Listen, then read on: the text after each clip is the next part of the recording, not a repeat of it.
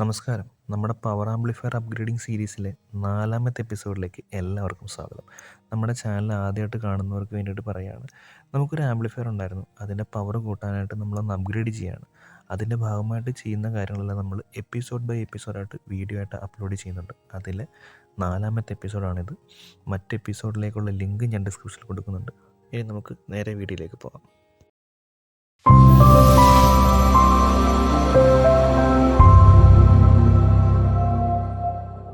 ഇനിയിപ്പോൾ നമ്മൾ ചെയ്യാൻ പോകുന്നതെന്ന് വെച്ച് കഴിഞ്ഞാൽ നമ്മുടെ ക്യാബിനിൽ ഹോൾസ് ഡ്രിൽ ചെയ്യുക എന്നുള്ളതാണ് അടുത്ത ടാസ്ക് എന്ന് പറയുന്നത്. അതിന് മുമ്പായിട്ട് ഞാൻ ജസ്റ്റ് ഇവിടെ ഒരു സ്റ്റിക്കർ ഒട്ടിച്ചിട്ടുണ്ട്. അപ്പോൾ നമ്മുടെ ടി വിയുടെ ഡിസ്പ്ലേ മാറിയ സമയത്ത് നമുക്ക് അതിൻ്റെ പാനലിൽ ഒട്ടിച്ച സ്റ്റിക്കറാണ്. ജസ്റ്റ് കട്ട് ചെയ്തതിനകത്തേക്ക് ഒട്ടിച്ച്, കാരണം ബാക്കിലൊക്കെ ഹോൾ ഡ്രിൽ ചെയ്യുന്ന സമയത്ത് അത് കമത്തിയൊക്കെ വെച്ച് ഡ്രിൽ ചെയ്യേണ്ടി വരും. അപ്പോൾ ഇന്ന് സ്ക്രാച്ച് പൊടി ആ ഒരു ഇരുമ്പിന് തന്നെ തരി വീണിട്ട് സ്ക്രാച്ചൊക്കെ ആകാൻ ചാൻസ് ഉള്ളതുകൊണ്ടാണ് അങ്ങനെ ചെയ്തത്.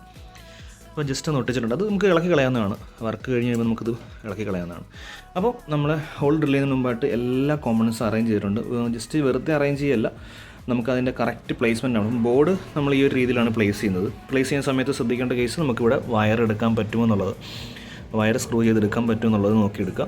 അപ്പോൾ അത് നമുക്ക് ആ രീതിയിൽ സെറ്റ് ചെയ്തിട്ടുണ്ട്, പ്രശ്നങ്ങളൊന്നുമില്ല. നേരത്തെ ഈ ഒരു ബോർഡ് ഇപ്പോൾ ഇത് സ്ക്രൂ ചെയ്ത് വെച്ചിരിക്കുകയാണ്. അപ്പോൾ ഇത് അതേ പൊസിഷൻ തന്നെ അത് സെറ്റ് ചെയ്തിട്ടുണ്ട്. ഫാനിന് വെക്കാനുള്ള ഗ്യാപ്പും വെച്ചിട്ടാണ് നമ്മളവിടെ സെറ്റ് ചെയ്യുന്നത്. ഇപ്പോൾ ഇത് സെറ്റ് ചെയ്ത് കഴിഞ്ഞു. ഇനി നമുക്ക് സ്പീക്കർ പ്രൊട്ടക്ഷൻ ബോർഡ് സെറ്റ് ചെയ്യുന്ന സമയത്ത് നമുക്കിവിടെ സ്പീക്കറിൻ്റെ ഇൻപുട്ടും ഔട്ട്പുട്ടും ഈ ഒരു ഭാഗത്താണ് വരുന്നത്. അപ്പം നമുക്ക് ഇവിടെ തന്നെ കണക്ടർ ഇട്ടിട്ട് ഈ ഒരു ഭാഗത്തൂടെ നമുക്ക് സ്പീക്കറിൻ്റെ ലൈൻ ഇതുവഴി നമുക്ക് എടുക്കാൻ പറ്റും. അപ്പോൾ നമുക്ക് മറ്റ് AC ലൈനിൻ്റെ അടുത്തൂടെ സ്പീക്കറിൻ്റെ വയർ പോകുന്നൊരു കേസ് നമുക്ക് വരുന്നില്ല. അതേപോലെ തന്നെ ഇവിടെ സോഫ്റ്റ് സ്റ്റാർട്ടർ വരുന്നുണ്ട്. അപ്പോൾ സോഫ്റ്റ് സ്റ്റാർട്ടറിൻ്റെ ഇൻപുട്ട് ഭാഗങ്ങളൊക്കെ ഇവിടെയാണ്. അത് നമുക്ക് ഈ ഒരു ബാക്കിൽ കൂടെ നമ്മൾ ഈ ഒരു ഭാഗത്തെ കൂടി ആയിരിക്കും പോകുന്നത്. അപ്പോൾ അതും നമ്മുടെ പ്രീ സെക്ഷനിലൂടെ അടുത്തൂടെ അല്ലെങ്കിൽ സ്പീക്കർ വയറിൻ്റെ അടുത്തൂടെ ഒന്നും നമുക്ക് AC-യിലെ വയറുകൾ പോകുന്നു വരുന്നില്ല. പിന്നെ നമുക്ക് നമ്മുടെ ഇത് മെറ്റൽ ഡയോഡുണ്ട്. അത് ഈ ഭാഗത്തായിട്ടാണ് വെച്ചിട്ടുള്ളത്. കാരണം നമുക്ക് ട്രാൻസ്ഫോമറിൻ്റെ വയറിന് അധികം ലെങ്ത് ഇല്ല. അപ്പം ഇതാണ് എൻ്റെ ഔട്ട്പുട്ട്. അപ്പോൾ നമുക്ക് ഇതിവിടെ ഈസി ആയിട്ട് സെറ്റ് ചെയ്യുന്ന രീതിയിലാണ് അവിടെ പ്ലേസ് ചെയ്തേക്കുന്നത്. ഇവിടെ നമ്മുടെ AC ഇൻ അത് നമുക്ക് സോഫ്റ്റ് സ്റ്റാർട്ടറിൽ നിന്ന് എടുക്കുന്ന രീതിയിൽ സെറ്റ് ചെയ്തിട്ടുണ്ട്. പിന്നെ ഈ ഒരു ഭാഗത്തായിട്ട് നമ്മുടെ XLR ഇൻപുട്ടിൻ്റെ ബോർഡുകൾ സെറ്റ് ചെയ്തിട്ടുണ്ട്. പിന്നെ ഇത് നമ്മുടെ കപ്പാസിറ്റർ 4 കപ്പാസിറ്റർ വെച്ചിട്ടുള്ള PCB അതോടെയാണ് സെറ്റ് ചെയ്തിട്ടുള്ളത്. അതിന് മറ്റ് ഇഷ്യൂസ് ഒന്നും ഇല്ല വെച്ചിട്ടുണ്ട്. പിന്നെ നമ്മുടെ 2.1 റിമോട്ട് കിറ്റിന് ആവശ്യമുള്ള പവർ സപ്ലൈ അതും ആ ഒരു ഭാഗത്തായിട്ട് സെറ്റ് ചെയ്തിട്ടുണ്ട്. പിന്നെ കരോക്കെ ബോർഡ് നമുക്ക് ഇവിടുന്ന് മാറ്റാൻ പറ്റില്ല, കാരണം നമ്മുടെ പാനലിലാണ് അത് സെറ്റ് ചെയ്തിരിക്കുന്നത്. അതുകൊണ്ട് ആ ഒരു പ്ലേസ്മെൻറ്റ് വന്നു. പിന്നെ നമ്മുടെ റിമോട്ട് കിറ്റ് അത് ഈ ഒരു ഭാഗത്തായിട്ട് സെറ്റ് ചെയ്തിട്ടുണ്ട്. അത് നമുക്ക് ട്രാൻസ്ഫോമറിൻ്റെ അടുത്ത് വന്നു കഴിഞ്ഞാൽ നോയ്സ് പിടിക്കുന്ന ഇഷ്യൂ വരാൻ ചാൻസ് ഉണ്ട്. നമുക്ക് ചെയ്ത് കഴിഞ്ഞിട്ട് നോയ്സ് ഉണ്ടെങ്കിൽ നമുക്കിതിന് ഷീൽഡിങ് എന്തെങ്കിലും ഇടേണ്ടി വരും. അപ്പോൾ ആ രീതിയിലാണ് സെറ്റ് ചെയ്തിട്ടുള്ളത്. ഈ ഒരു രീതിയിൽ നമ്മളെല്ലാ കോമ്പണൻസും അറേഞ്ച് ചെയ്ത് ഫൈനലൈസ് ചെയ്യുമ്പോൾ നമ്മൾ പ്ലേസ്മെൻറ്റ് കറക്റ്റ് നോക്കും. ഇപ്പോൾ ഈ ഒരു ബോർഡിൻ്റെ കേസ് പറഞ്ഞാൽ തിരിച്ച് വെക്കുകയാണെങ്കിൽ നമുക്ക് കറക്റ്റായിട്ട് ആ ഒരു വയർ ഇതിന് ഇടയ്ക്കൂടെ എടുത്തുകൊണ്ട് പോകേണ്ടി വരും. അപ്പോൾ അതുകൊണ്ടാണ് നമ്മൾ ഇതിനെ തിരിച്ച് വെച്ചത്. അതുപോലെ തന്നെ ഈ ഒരു കേസ് അതെല്ലാം നമ്മൾ ചെയ്യുന്ന സമയത്ത് അനുയോജ്യമായുള്ള രീതിയിൽ തന്നെ സെറ്റ് ചെയ്യാൻ നോക്കും. അപ്പോൾ എല്ലാ ബോർഡും ഇതിനകത്ത് വെക്കാനുള്ള എല്ലാ ബോർഡും വെച്ച് കറക്റ്റായിട്ട് അലൈൻ ചെയ്തിട്ടായിരിക്കും നമുക്ക് ഹോള് മാർക്ക് ചെയ്യേണ്ടത്. ഹോള് മാർക്ക് ചെയ്യാനായിട്ട് നമ്മൾ ജസ്റ്റ് വൈറ്റ് മാർക്കർ വെച്ചിട്ട് ഇതുപോലെ നമുക്ക് ഹോള് മാർക്ക് ചെയ്യാവുന്നതാണ്. CD മാർക്കർ ഉപയോഗിക്കുകയാണെങ്കിൽ നമുക്കിത് ബ്ലാക്ക് പെയിൻ്റ് ആയതുകൊണ്ട് നമുക്ക് പെട്ടെന്ന് എടുത്തറിയില്ല. വൈറ്റ് മാർക്കർ വെച്ച് ചെയ്യുകയാണെങ്കിൽ എളുപ്പമായിരിക്കും. എന്നിട്ട് ഹോളിലെല്ലാം ഡ്രിൽ ചെയ്യുക. ഹോൾ ഡ്രിൽ ചെയ്തതിന് ശേഷം നമുക്ക് ഇതിൻ്റെ ബാക്കിലായിട്ട് ഇവിടെ നമുക്ക് ഒരു സെലക്ടർ സ്വിച്ച് ബാക്കിലായിട്ട് കൊടുക്കുന്നുണ്ട്. USB അല്ലെങ്കിൽ നമ്മുടെ XLR ഇൻപുട്ട് എന്നുള്ള രീതിയിൽ ഒരു സെലക്ടർ സ്വിച്ച് ബാക്കിലായിട്ടാണ് കൊടുക്കുന്നത്. അതിനുള്ള ഹോൾ ഡ്രിൽ ചെയ്യണം. അതിന് ശേഷം നമുക്കിത് പെയിൻറ്റ് ചെയ്യണം. പെയിൻറ്റ് ചെയ്തില്ലെങ്കിൽ നമുക്ക് റസ്റ്റിങ്ങിൻ്റെ ഇഷ്യൂ വരാൻ ചാൻസ് ഉണ്ട്. കഴിഞ്ഞ പ്രാവശ്യം നമ്മൾ ചെയ്ത സമയത്ത് ട്രാൻസ്ഫോമറിൻ്റെ ആ ഒരു ഹോളിൻ്റെ ഭാഗത്ത് നമ്മൾ ചെയ്തിട്ടില്ലായിരുന്നു, പെയിൻറ്റ് ചെയ്തിട്ടുണ്ടായിരുന്നില്ല ട്രാൻസ്ഫോമറിൻ്റെ ഹോൾ ഡ്രിൽ ചെയ്ത സമയത്ത്. അപ്പോൾ എന്താ സംഭവിച്ചെന്ന് പറഞ്ഞാൽ ആ ഒരു ഭാഗത്ത് ചെറിയ രീതിയിൽ റസ്റ്റ് വരുന്നതായിട്ട് നമുക്ക് കാണാൻ കഴിയുന്നുണ്ട്. അപ്പോൾ അവിടെ എല്ലാം നമ്മൾ എന്തായാലും പെയിൻറ്റ് ചെയ്യുന്നുണ്ട്. പെയിൻറ്റ് ചെയ്ത് വൃത്തിയാക്കിയിട്ടായിരിക്കും നമ്മൾ ബാക്കി കാര്യങ്ങൾ വെച്ചത്. അപ്പോൾ ഈ ഒരു ഭാഗത്ത് കട്ട് ചെയ്തൊക്കെ കറക്റ്റ് തന്നെയാണ്. നമുക്ക് പാനൽ കറക്റ്റ് സെറ്റിംഗ് ആയതുകൊണ്ട് അവിടെ നമുക്ക് മറ്റ് ഇഷ്യൂസ് ഒന്നുമില്ല. അതും നമ്മൾ വെച്ച് നോക്കണം. നമ്മൾ ഈ ഒരു പാനൽ വെക്കുന്ന സമയത്ത് ഇതിലുള്ള കോമ്പോണൻസ് കൂടി, അതായത് ഇവിടെയുള്ള സോക്കറ്റുകൾ വെച്ചിട്ട് നമ്മുടെ ട്രാൻസ്ഫോമറിൽ ടച്ച് ചെയ്യുന്നുണ്ടോ, അതിനടുത്തേക്ക് വരുന്നുണ്ടോ എന്നുള്ളതൊരു കൺഫേം ആക്കും. അപ്പോൾ ഞാനിത് വെച്ച് നോക്കിയിട്ടുണ്ട്, കൺഫേം ആക്കിയിട്ടുണ്ടായിരുന്നു. പിന്നെ ട്രാൻസ്ഫോമർ സെൻറ്ററാണ്, നമുക്ക് ആ ഒരു വെയിറ്റ് ബാലൻസിങ്ങിന് വേണ്ടിയിട്ട് ട്രാൻസ്ഫോമർ വെച്ചിരിക്കുന്നത് സെൻറ്ററിൽ തന്നെയാണോ എന്ന് നോക്കുക. അതും നമ്മൾ നോക്കി കറക്റ്റ് സെൻറ്ററിലായിട്ട് തന്നെയാണ് സെറ്റ് ചെയ്തിട്ടുള്ളത്. അതുപോലെ തന്നെ ഈ ഒരു ഭാഗത്ത് ബോർഡൊക്കെ ടച്ച് ആവുന്നുണ്ടോ തട്ടുന്നുണ്ടോ എന്നുള്ളത് ചെക്ക് ചെയ്യുക. ഈ ഒരു ഭാഗത്ത് നോക്കുക. അപ്പോൾ മറ്റ് ഇഷ്യൂസൊന്നും ഇല്ല. ഇപ്പോൾ ഇത് ഏകദേശം സെറ്റായിട്ടാണ് ഉള്ളത്. ഇനി നമുക്ക് എല്ലാ ബോർഡുകളുടെയും ഹോള് നമുക്ക് ക്യാബിനിലേക്ക് മാർക്ക് ചെയ്യാം. അതിനുവേണ്ടി ഒരു വൈറ്റ് മാർക്കറാണ് ഞാൻ എടുത്തിട്ടുള്ളത്. പക്ഷേ ഈ ഒരു വൈറ്റ് മാർക്കർ ചിലപ്പോൾ മാർക്ക് ചെയ്യുന്ന സമയത്ത് പൊസിഷനൊക്കെ മാറിപ്പോകാൻ ചാൻസ് ഉണ്ട്. ഹോൾ വഴി എടുക്കാൻ പാടാണ്. അപ്പോൾ നമ്മൾ ജസ്റ്റ് ഒരു സ്ക്രൂവിലേക്ക് ഈ ഒരു മാർക്കറിൻ്റെ മഷി തേച്ച് വെച്ചിട്ട് ജസ്റ്റ് അതിലേക്ക് പതുക്കെ ഇറക്കി മാർക്ക് ചെയ്യുകയാണെങ്കിൽ വളരെ എളുപ്പമാണ് നിങ്ങൾക്ക് ബോർഡിൻ്റെ പൊസിഷൻ ഹോൾ പൊസിഷൻസ് മാർക്ക് ചെയ്യാനായിട്ട്. പിന്നീട് ശ്രദ്ധിച്ചൊരു കാര്യം എന്ന് പറഞ്ഞു കഴിഞ്ഞാൽ നമ്മുടെ കപ്പാസിറ്റർ ബാങ്ക്, അതായത് ആ ഒരു PCB ടോറൽ ട്രാൻസ്ഫോമറിൻ്റെ സെൻറ്ററും ക്യാബിൻ്റെ സെൻറ്ററായിട്ട് അലൈൻ ചെയ്യുന്ന രീതിയിൽ ഒറ്റ ലെവലിൽ നിൽക്കുന്ന രീതിയിൽ സെറ്റ് ചെയ്തു. അതുപോലെ തന്നെ നമ്മൾ ഈ ഒരു ഫാനിൻ്റെ കൺട്രോൾ ബോർഡ് നമ്മളിവിടെ സെറ്റ് ചെയ്യുന്ന സമയത്ത് ഫാൻ ഈ ഒരു ഭാഗത്തായിട്ടാണ് വരുന്നത്. അപ്പോൾ നമ്മൾ ഫാനിൻ്റെ കണക്ഷൻ ഇവിടെ വരുന്ന രീതിയിൽ സെറ്റ് ചെയ്യും. അതുപോലെ തന്നെ ഇതിൻ്റെ ഇൻപുട്ട് ഈ ഒരു ഭാഗത്തായിട്ടാണ് വരുന്നത്. അപ്പോൾ ഇത് ഈ ഒരു വഴി നമുക്ക് ഇൻപുട്ട് എടുക്കുന്ന രീതിയിലായിരിക്കും വരുന്നത്. അതുപോലെ തന്നെ ഇതിൻ്റെ തെർമിസ്റ്റർ നമ്മൾ ബോർഡിലേക്ക് കണക്ട് ചെയ്യുമ്പോൾ നമുക്ക് ഈ ഒരു ഭാഗത്ത് വഴി ഇതിലേക്ക് നമുക്ക് സെറ്റ് ചെയ്യാവുന്നത്. അപ്പോൾ അങ്ങനെയാണ് നമ്മൾ ഈ ഒരു ബോർഡ് ഈ ഒരു ഭാഗത്തും അതേപോലെ തന്നെ ഈ ഒരു ഭാഗത്തും നമ്മൾ സെറ്റ് ചെയ്യുന്നത്. ഫാനിൻ്റെ കണക്ഷൻ ആ ഒരു ഭാഗത്തും അതിൻ്റെ സപ്ലൈ ഈ ഒരു ഭാഗത്തും വരുന്ന രീതിയിലാണ് സെറ്റ് ചെയ്യുന്നത്. അങ്ങനെ നമ്മുടെ ഹോൾ ഡ്രിൽ ചെയ്യാനുള്ള ഭാഗങ്ങളെല്ലാം നമ്മൾ മാർക്ക് ചെയ്തിട്ടുണ്ട്. വൈറ്റ് മാർക്കർ കൊണ്ട് മാർക്ക് ചെയ്തതുകൊണ്ട് നമുക്കിത് ഐഡൻറ്റിഫൈ ചെയ്യാൻ വളരെ എളുപ്പമാണ്. ഇതെല്ലാം നമ്മൾ മാറ്റി വെച്ച് നമ്മൾ ഡ്രിൽ ചെയ്യാൻ വേണ്ടി കൊണ്ടുവെക്കുമ്പോൾ എവിടെ ആയിരുന്നു എന്നുള്ളൊരു കൺഫ്യൂഷൻ നമുക്ക് വരില്ല. ഇനി ഹോളൊക്കെ ഡ്രിൽ ചെയ്തിട്ട് വേണം നമുക്ക് ഇതൊന്ന് പെയിൻറ്റ് ചെയ്യാനായിട്ട്. അപ്പോൾ എല്ലാ ബോർഡിൻ്റെ എല്ലാ ഭാഗങ്ങളും മാർക്ക് ചെയ്യുന്നുള്ളത് കൺഫേം ചെയ്യുക.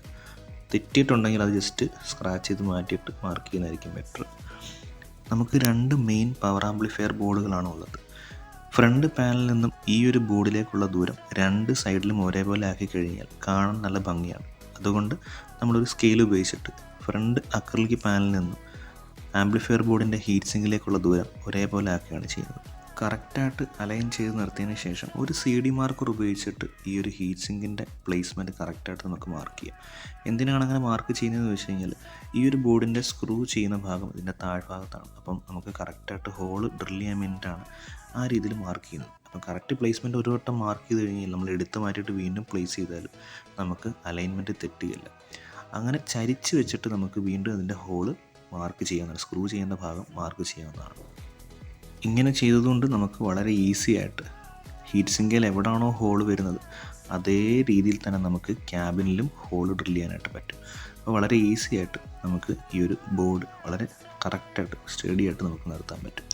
ഇനി നമുക്ക് ഇതിൻ്റെ മെയിൻ പവർ സപ്ലൈ വരുന്ന ഭാഗം ആ ഒരു സോക്കറ്റ് ഊരിയെടുക്കാം. ബാക്കിലുള്ള സ്റ്റിക്കറുകളൊക്കെ എടുക്കണം, കാരണം അതിൽ നമുക്ക് പെയിൻറ്റ് വർക്കും കാര്യങ്ങളും ഉണ്ട്. അതുപോലെ തന്നെ പുതിയ പാനൽ ഒട്ടിക്കാനായിട്ടുണ്ട്. നമ്മളിപ്പം ക്യാബിൻ്റെ കട്ട് ചെയ്തെടുത്ത ഭാഗത്ത് പെയിൻറ്റ് പോയിട്ടുണ്ട്. അവിടെ നമുക്ക് പെയിൻറ്റ് അടിക്കണം, അല്ലെങ്കിൽ തുരുമ്പാവുന്ന ഒരു ഇഷ്യൂ വരാൻ ചാൻസ് ഉണ്ട്.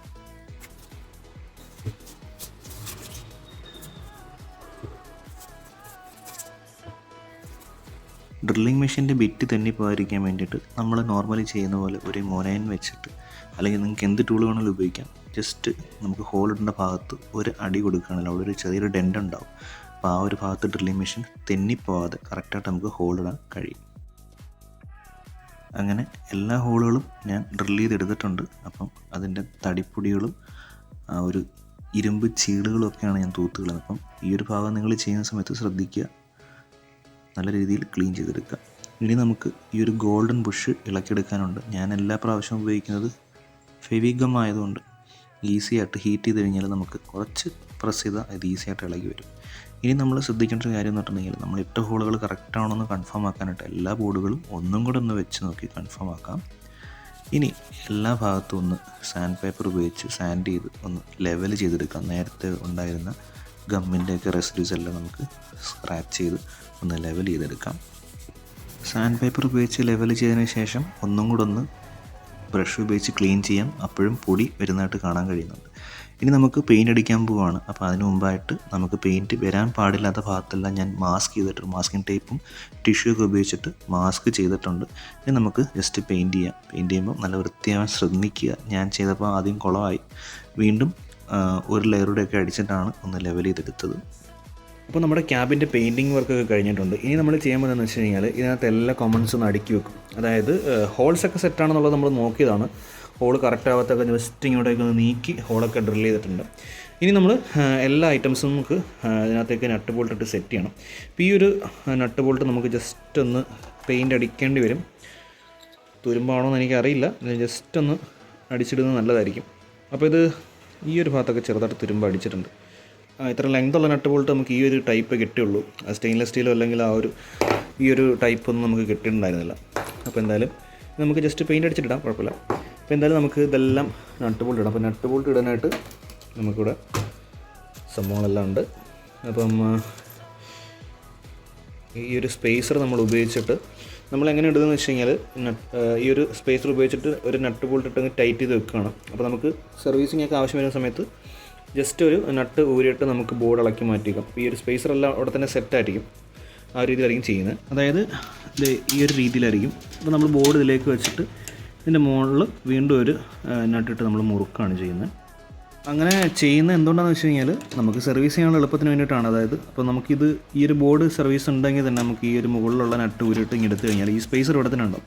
അല്ലാത്ത പക്ഷം ഈ ഒരു ബോൾട്ട് അങ്ങ് താഴോട്ട് പോവുകയും ഈ സ്പേസർ ഇങ്ങനെ മാറിപ്പോവുകയും ചെയ്യും. പിന്നെ നമ്മളിത് കൈ ഇടയ്ക്ക് ഇട്ട് സെറ്റ് ചെയ്യേണ്ടി വരും. ഇതാകുമ്പോൾ സുഖമാണ്.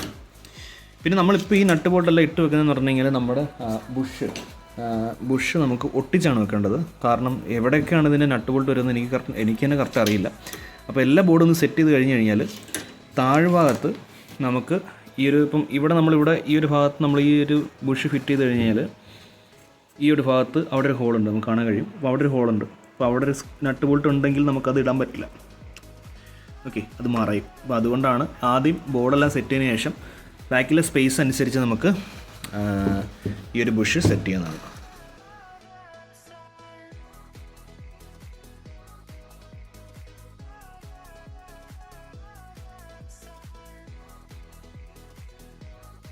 ഏകദേശം 60% നമ്മുടെ വർക്ക് കഴിഞ്ഞ് വന്നുകൊണ്ടിരിക്കുകയാണ്. കാരണം കൂടുതൽ വയറിങ്ങുകളും പ്ലഗ് ആൻഡ് പ്ലേ ആയതുകൊണ്ട് ഈസിയായിട്ട് നമുക്ക് കണക്ട് ചെയ്യാൻ പറ്റും.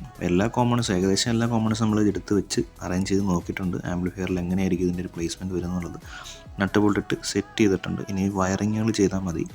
അതുകൂടി ചെയ്ത് കഴിഞ്ഞാൽ നമുക്ക് ഏകദേശം ആംബിൻ്റെ വർക്ക് തീരാറായി വരുന്നുണ്ട്.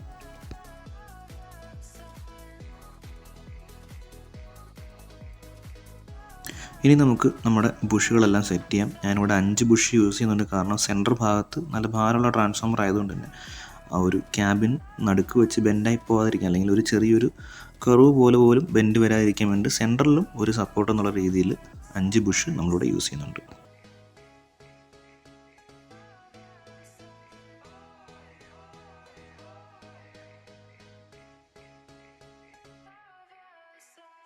ഇനി നമുക്ക് ആംപ്ലിഫയറിൻ്റെ ബാക്ക് സൈഡിലേക്ക് വരാം. നമ്മുടെ മെയിൻ പാനൽ ഒട്ടിക്കുക എന്നുള്ളതാണ് അടുത്ത ടാസ്ക് എന്ന് പറയുന്നത്. അപ്പോൾ ഇതിൽ കുറച്ച് ഹോളൊക്കെ ഡ്രിൽ ചെയ്യാനുണ്ട്. നമുക്കിവിടെ കാണാൻ കഴിഞ്ഞ് ഞാൻ മാർക്ക് ചെയ്തിട്ടുണ്ട്. നമ്മുടെ XLR സോക്കറ്റും സ്പീക്ക് ഓൺ സോക്കറ്റിൻ്റെ ഒക്കെ ഹോള് ഡ്രിൽ ചെയ്യാൻ വേണ്ടിയിട്ടാണ് നമ്മളിപ്പോൾ ചെയ്തുകൊണ്ടിരിക്കുന്നത്. അപ്പം ചെറിയൊരു DC മോട്ടർ ഉപയോഗിച്ചിട്ടാണ് ഞാനിവിടെ ഡ്രിൽ ചെയ്യുന്നത്. അങ്ങനെ ബാക്ക് പാനൽ ഒട്ടിച്ചിട്ടുണ്ട്. അതിനുശേഷം നമ്മൾ സ്പീക്കർ സോക്കറ്റ്, ബനാന സോക്കറ്റിലേക്കുള്ള വയർ നമ്മൾ കണക്ട് ചെയ്യുകയാണ്. അപ്പം 4 സ്ക്വയർ വയറാണ് ഉപയോഗിക്കുന്നത്. കാരണം അത്യാവശ്യം വാട്ട്സ് വരുന്നുണ്ട്. അത്യാവശ്യം ഗ്രേഡുള്ള വയറാണ് നമ്മൾ ഉപയോഗിക്കുന്നത്. പാനൽ നമ്മൾ സെറ്റ് ചെയ്തെടുത്തിട്ടുണ്ട്. അങ്ങനെ നിലവിൽ നമുക്ക് ഇത്രയും വരെ വർക്ക് ആയിട്ടുണ്ട്, കംപ്ലീറ്റ് ആയിട്ടുണ്ട്. ഇടയ്ക്ക് വെച്ച് നമ്മുടെ ഈ ഫോണല്ല മറ്റൊരു ഫോണിലാണ് നമ്മൾ വീഡിയോ എടുത്തുകൊണ്ടിരുന്നത്. അത് കംപ്ലൈൻറ്റ് ആയപ്പോഴാണ് നമുക്ക് വീഡിയോ ഷൂട്ട് ചെയ്യാൻ പറ്റാഞ്ഞത്. ടോൺ ബോർഡിൽ ചെറിയൊരു മിസ്റ്റേക്ക് ഉള്ളതുകൊണ്ട് നമുക്ക് റീപ്ലേസ് ചെയ്തിട്ടുണ്ട്. ജസ്റ്റ് റിട്ടേൺ അയച്ച് പുതിയ ബോർഡ് നമുക്ക് അയച്ചു തന്നിട്ടുണ്ട്. അപ്പോൾ നമുക്ക് അതിനകത്തേക്ക് കൺട്രോളുകളെല്ലാം സോൾഡർ ചെയ്ത് വെക്കണം. ആക്ച്വലി ആംബ് വർക്കിംഗ് ആണ്, ഡയറക്റ്റ് ഫ്ലാറ്റ് റെസ്പോൺസ് ഇട്ട് വർക്കിംഗ് ആണ്. Power supply, board, soft starter എല്ലാം വെച്ചിട്ടുണ്ട്. വയറൊക്കെ ടാഗ് ചെയ്യാനുണ്ട്. അതുകൊണ്ടാണ് ജസ്റ്റ് ഒന്ന് അലുക്കുലത്തേർ കിടക്കുന്നത്. ഇവിടെ അതുപോലെ തന്നെ അതൊക്കെ അടിയിൽ വരുന്ന വയറാണ്. ഒക്കെ ഒന്ന് ടാഗ് ചെയ്ത് വൃത്തിയാക്കാനുണ്ട്. അതൊക്കെ എല്ലാം സെറ്റായിട്ടുണ്ട്. ഇവിടെ ഈ വയറെല്ലാം നമുക്ക് വൃത്തിയാക്കി സെറ്റ് ചെയ്യാനുണ്ട്. നമുക്കിതൊന്ന് സോൾഡർ ചെയ്ത് വെക്കാം. അപ്പോൾ അത് ജസ്റ്റ് ഒന്ന് സ്കിപ്പ് ചെയ്യുകയാണ്. കാരണം അത് നമ്മളിവിടെ നേരത്തെ ഓൾറെഡി സോൾഡർ ചെയ്ത് വെച്ചിട്ടുണ്ട് കുറച്ച് വയറും കാര്യങ്ങളൊക്കെ. ഇതുപോലെ നമുക്കിത് ഇറക്കി സോൾഡർ ചെയ്ത് വെച്ചാൽ മതി. അതൊരു ഭാഗം കാണിക്കുന്നില്ല. ജസ്റ്റ് പെട്ടെന്ന് സോൾഡർ ചെയ്യാം. ഇതിൻ്റെ ലെങ്ത് എല്ലാം വെച്ചിട്ട് സോൾഡർ ചെയ്യാം. അതായത് നമ്മൾ കറക്റ്റുള്ള കുറച്ച് നീളത്തിലാണ് ഇട്ടേക്കുന്നത്. കാരണം ആമ്പ് വീണ്ടും എന്തെങ്കിലും വർക്കൊക്കെ വരുന്ന ഇളക്കാൻ എളുപ്പത്തിന് വേണ്ടിയിട്ട് കുറച്ച് നീളത്തിനാണ് വയറിട്ടേക്കുന്നത്. അപ്പോൾ ആ രീതിയിൽ ഇത് സോൾഡർ ചെയ്ത് പിടിപ്പിക്കും. നമ്മുടെ ടൊറൽ ട്രാൻസ്ഫോമറിന് ചുറ്റും വെക്കുന്ന ഷീൽഡ് എന്നുള്ള രീതിയിലുള്ള ഒരു മെറ്റീരിയൽ ഞാൻ കുറേ തപ്പി, പക്ഷേ കിട്ടിയില്ല. പിന്നീട് എന്നോട് ടെക്നീഷ്യൻ പറഞ്ഞു നാഗത്തകിട് എന്ന് പറയുന്നൊരു മെറ്റീരിയൽ ഉപയോഗിച്ച് കഴിഞ്ഞാൽ നമുക്കൊരു ഷീൽഡിംഗ് എന്നുള്ള രീതിയിൽ വർക്കൗട്ട് ആവും. ഇൻ കേസ് എന്തെങ്കിലും നോയ്സ് വരികയാണെങ്കിൽ നമുക്ക് ഈ ഷീൽഡിംഗ് ഉപയോഗിച്ച് കഴിഞ്ഞാൽ നോയ്സ് ഒഴിവാക്കി കിട്ടും. അതിന് വേണ്ടിയിട്ട് ഞാൻ നാഗത്തകിട് എന്നാണ്, ഇത് അങ്ങാടിക്കടയിൽ നിന്നാണ് വാങ്ങിയത്. നാഗത്തകിട് എന്നാണ് പറഞ്ഞത്. എനിക്ക് തോന്നുന്നില്ല അത് അതാണെന്ന്. എന്തായാലും വാങ്ങി. അപ്പോൾ പിന്നെ വെച്ചേക്കാം. നിലവിൽ നോയ്സോ കാര്യങ്ങളൊന്നുമില്ല. എന്തായാലും ജസ്റ്റ് വെച്ചേക്കാം എന്നുള്ള രീതിയിൽ കട്ട് ചെയ്ത് അത് ജസ്റ്റ് ഇൻസുലേറ്റ് ചെയ്യുന്നുണ്ട്. ഇൻസുലേഷൻ ടേപ്പ് ഉപയോഗിച്ച് ഇൻസുലേറ്റ് ചെയ്ത് അതിൻ്റെ മുകളിൽ സെല്ലോ ടേപ്പ് വെച്ചിട്ട് കവർ ചെയ്തിട്ടാണ്. അപ്പം നല്ല രീതിയിൽ ഇൻസുലേറ്റ് ചെയ്ത് നമ്മുടെ ട്രാൻസ്ഫോമറിന് ചുറ്റും വെച്ചിട്ടാണ് നമുക്കിപ്പോൾ കാണാൻ കഴിയുന്നത്. ആവശ്യമുണ്ടോയെന്ന് വെച്ച് കഴിഞ്ഞാൽ ആവശ്യമില്ല. പക്ഷേ ഒരു ജസ്റ്റ് ഒരു പ്രിക്കോഷൻ എന്നുള്ള രീതിയിൽ ജസ്റ്റ് വെച്ചിട്ടുണ്ട്. ശരിക്കും ഇതല്ല ഇതിന് വേണ്ടതെന്ന് എനിക്കറിയാം. അങ്ങനെ ഏകദേശം 90% വർക്ക് കംപ്ലീറ്റ് ആയിട്ടുണ്ട് നമ്മുടെ ആംപ്ലിഫയറിന്. അതുകൊണ്ട് നമുക്ക് ഈ ഒരു സ്റ്റിക്കർ ഇനി ഇളക്കി മാറ്റാം. കാരണം ഇനി അങ്ങനെ കട്ടിപ്പണികളൊന്നുമില്ല. നോബിടുക, ചെറിയ വയർ ടാഗിങ് കാര്യങ്ങളൊക്കെ ഉള്ളൂ. അപ്പോൾ ഇത്രയുള്ള ഈ ഒരു എപ്പിസോഡിൽ കാണിക്കാനായിട്ട് ഇനിയൊരു എപ്പിസോഡ് എന്ന് പറഞ്ഞു കഴിഞ്ഞാൽ നമ്മുടെ ഈ ഒരു ആംപ്ലിഫയറിൻ്റെ ഫുൾ റിവ്യൂ മാത്രമായിരിക്കും. ജസ്റ്റ് എന്താണിത് എന്നുള്ളത് ഒന്ന് കാണിക്കാൻ വേണ്ടിയിട്ടുള്ളൊരു റിവ്യൂ മാത്രമായിരിക്കും. അപ്പം ഈ ഒരു വീഡിയോയെ പറ്റിയുള്ള അഭിപ്രായം കമൻറ്റ് ചെയ്യുന്ന പ്രതീക്ഷിക്കുന്നു. അടുത്ത വീഡിയോ കാണുമെന്ന് പ്രതീക്ഷിക്കുന്നു. ചാനൽ സബ്സ്ക്രൈബ് ചെയ്യുമെന്ന് പ്രതീക്ഷിക്കുന്നു. അടുത്ത വീഡിയോയിൽ കാണുന്നവരെ താങ്ക്സ് ഫോർ വാച്ചിങ്.